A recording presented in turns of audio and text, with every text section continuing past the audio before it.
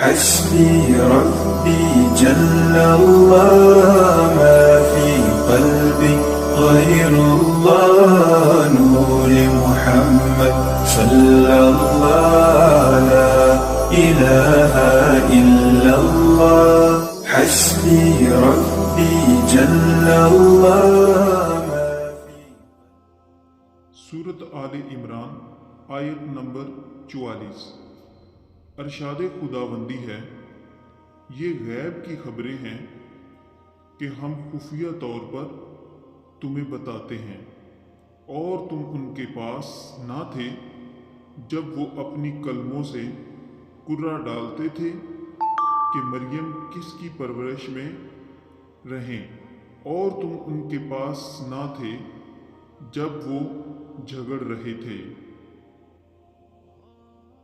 چونکہ بہت سے لوگ حضرت مریم رضی اللہ تعالی عنہا کی پرورش کے امیدوار تھے، اس لیے آپس میں بحث و مباحثہ کے بعد انہوں نے کرہ اندازی پر فیصلہ چھوڑ دیا۔ چنانچہ جن کلموں سے تورات لکھا کرتے تھے ان کے ذریعے کرہ اندازی کی، اور طے یہ پایا کہ ہر کوئی اپنا قلم پانی میں رکھے، جس کا قلم پانی کے بہاؤ کے الٹی طرف بہنا شروع کر دے وہ کفالت کا حقدار ہوگا۔ سب نے اپنی اپنی قلم پانی میں ڈالی تو حضرت زکریا علیہ السلام کا قلم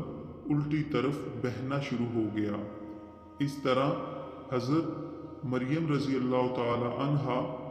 آپ علیہ السلام کی کفالت میں آ گئیں۔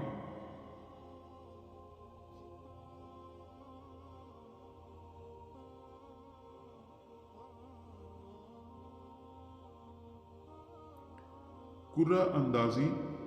کے ذریعے فیصلہ کرنا۔ اس سے معلوم ہوا کہ عام معاملات میں کرہ اندازی سے بھی فیصلہ کیا جا سکتا ہے، جیسے تاجدار رسالت صلی اللہ تعالی علیہ وآلہ وسلم سفر میں ساتھ لے جانے کے لیے ازواج مطہرات کے درمیان کرہ اندازی فرمایا کرتے تھے۔ حدیث کی روشنی میں